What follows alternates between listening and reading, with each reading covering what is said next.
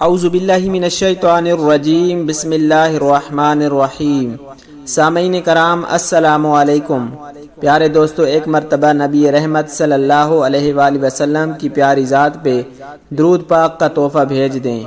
پیارے دوستو، آج جو واقعہ میں آپ کو سنانے جا رہا ہوں یہ بہت سبق آموز واقعہ ہے۔ آپ سے گزارش ہے کہ اس واقعے کو پورا سنیے گا، ہو سکتا ہے آپ کسی بات پہ عمل کریں، آپ کی بھی نجات کا ذریعہ بن جائے اور میری بھی نجات کا ذریعہ بن جائے۔ پیارے دوستو، اس سے پہلے اگر ابھی تک آپ نے ہمارے چینل کو سبسکرائب نہیں کیا تو اس طرح کے معلوماتی واقعات سننے کے لیے ہمارے چینل کو ضرور سبسکرائب کر دیں۔ ویڈیو اچھی لگے تو ویڈیو کو لائک اور شیئر ضرور کریں اور اپنی رائے کا اظہار کامنٹ سیکشن میں ضرور کر دیا کریں۔ ناظرین کرام، حضور نبی کریم صلی اللہ علیہ وآلہ وسلم فجر کی نماز کے بعد اصحابہ کرام سے دریافت فرما لیا کرتے تھے کہ تم میں سے کسی نے کوئی خواب دیکھا ہے؟ اگر کسی نے دیکھا ہوتا تو آپ صلی اللہ علیہ وآلہ وسلم اس خواب کی تعبیر فرما دیا کرتے تھے۔ چنانچہ ایک مرتبہ جب آپ صلی اللہ علیہ وآلہ وسلم نے صحابہ سے دریافت فرمایا اور کسی نے بھی خواب کا تذکرہ نہ کیا تو نبی کریم صلی اللہ علیہ وآلہ وسلم نے ارشاد فرمایا کہ آج میں نے ایک خواب دیکھا ہے۔ دو آدمی میرے پاس آئے جو میرا ہاتھ پکڑ کر مجھ کو ایک مقدس سرزمین کی طرف لے گئے۔ کیا دیکھتا ہوں کہ ایک شخص وہاں بیٹھا ہوا ہے اور دوسرا ہاتھ میں زنجیر لیے ہوئے کھڑے کھڑے اس بیٹھے ہوئے شخص کے کلے چیر رہا ہے، اور جب ایک کلا گدی تک چیرا جاتا ہے تو دوسرے کلے کے ساتھ بھی یہی معاملہ کرتا ہے، اور اتنی دیر میں اس کا پہلا کلا درست ہو جاتا ہے، مگر وہ شخص پھر اس کے ساتھ یہی عمل کرتا ہے۔ یہ دیکھ کر میں نے دریافت کیا کہ آخر یہ کیا بات ہے؟ تو وہ دونوں کہنے لگے آگے چلیے۔ ہم آگے چلے تو ایک ایسے شخص پر سے گزر ہوا جو لیٹا ہوا ہے اور دوسرا شخص اپنے ہاتھ میں ایک بھاری پتھر لیے اس لیٹے ہوئے کے سر کو نہایت بے دردی سے کچل رہا ہے۔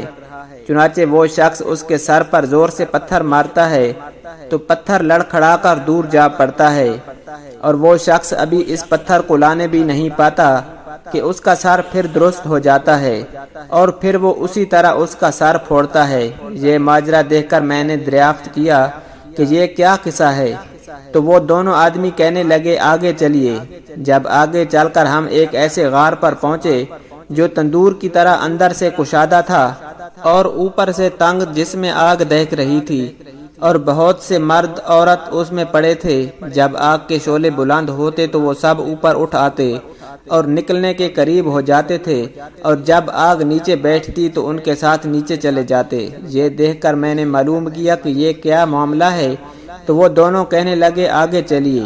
آگے چل کر ہم نے دیکھا کہ ایک خون کی نہر میں ایک شخص کھڑا ہے اور دوسرا شخص نہر کے کنارے پر کھڑا ہے جس کے سامنے بہت سے پتھر پڑے ہیں۔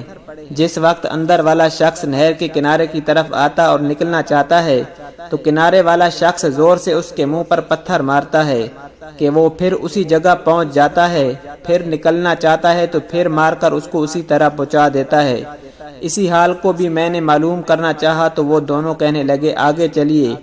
آگے چل کر ہم ایک ایسے سرسبز و شاداب باغ میں پہنچے جس میں ایک درخت کے نیچے ایک بوڑھا آدمی اور بہت سے بچے بیٹھے تھے۔ اسی درخت کے قریب ایک اور شخص بیٹھا ہوا تھا جس کے سامنے آگ جل رہی ہے، جس کو وہ دھونک رہا ہے۔ پھر وہ دونوں مجھ کو اس درخت پر چڑھا لے گئے جس کے درمیان میں ایک خوبصورت مکان تھا۔ وہ دونوں مجھے اس مکان میں لے گئے۔ اتنا عمدہ مکان میں نے کبھی نہیں دیکھا، جس میں بہت سے بوڑھے، جوان اور بچے موجود تھے۔ پھر بہر لا کر اس سے بھی اوپر لے گئے جہاں پہلے گھر سے بھی زیادہ عمدہ مکان تھا، جس میں صرف بوڑھے اور جوان تھے۔ اب میں نے ان دونوں شخصوں سے کہا کہ تمام رات تم مجھے لیے پھرے ہو، آخر ان اسرار کی حقیقت سے بھی آگاہ کرو۔ جب انہوں نے بتایا کہ جس شخص کے کلے چیرے جا رہے تھے وہ جھوٹا شخص ہے جس کی جھوٹی باتیں دنیا میں مشہور ہو جاتی تھیں، قیامت تک وہ اسی سزا میں مبتلا رہے گا، اور جس کا سر پھوڑا جا رہا تھا وہ ایسا شخص ہے جس کو اللہ سبحانہ و تعالی نے علم قرآن عطا فرمایا، مگر رات کو غافل ہو کر سوتا رہتا ہے اور دن کو اس پر عمل نہ کرتا تھا، قیامت تک وہ اسی عذاب میں مبتلا رہے گا، اور آگ کے غار میں زناکار پڑے ہیں اور خون کی نہر میں سود خور ہیں۔ ہاں وہ بڑے میاں جو سر سبز درخت کے نیچے بیٹھے تھے وہ حضرت ابراہیم علیہ السلام ہیں، اور ان کے گرد لوگوں کی نابالغ اولاد، اور اسی درخت کے قریب جو آگ دھونکنے والا شخص آپ نے دیکھا وہ مالک دروغہ دوزخ ہے، اور درخت کے اوپر والا وہ پہلا گھر جس میں آپ داخل ہوئے تھے وہ عام مسلمانوں کا گھر ہے اور دوسرا شہیدوں کا ہے۔ ہم دونوں آدمیوں میں جبرائیل ہوں اور یہ میکائیل ہیں۔ اس کے بعد کہنے لگے ذرا سر اوپر اٹھائیے۔ میں نے سر اٹھا کر دیکھا تو میرے اوپر ایک سفید بادل مجھے نظر آیا۔ وہ کہنے لگے یہ آپ کا گھر ہے۔ اس پر میں نے کہا مجھے چھوڑو، میں اپنے گھر میں داخل ہو جاؤں۔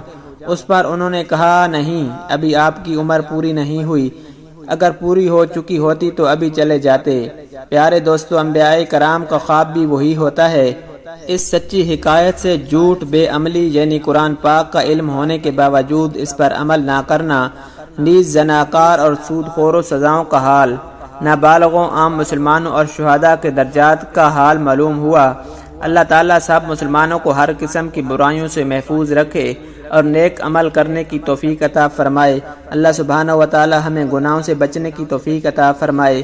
اللہ سبحانہ و تعالی ہمیں 5 وقت باجماعت نماز پڑھنے کی توفیق عطا فرمائے۔ اللہ سبحانہ و تعالی ہمیں اپنے گناہوں سے توبہ کرنے کی توفیق عطا فرمائے۔ پیارے دوستو، اس طرح کی معلوماتی ویڈیو کے لیے ہمارے چینل کو ضرور سبسکرائب کر دیں۔ ویڈیو اچھی لگے تو ویڈیو کو لائک اور شیئر ضرور کریں، اور اپنی رائے کا اظہار کامنٹ سیکشن میں ضرور کر دیا کریں۔ اللہ سبحانہ و تعالی ہم سب کا حامی و ناصر ہو۔ جزاک اللہ۔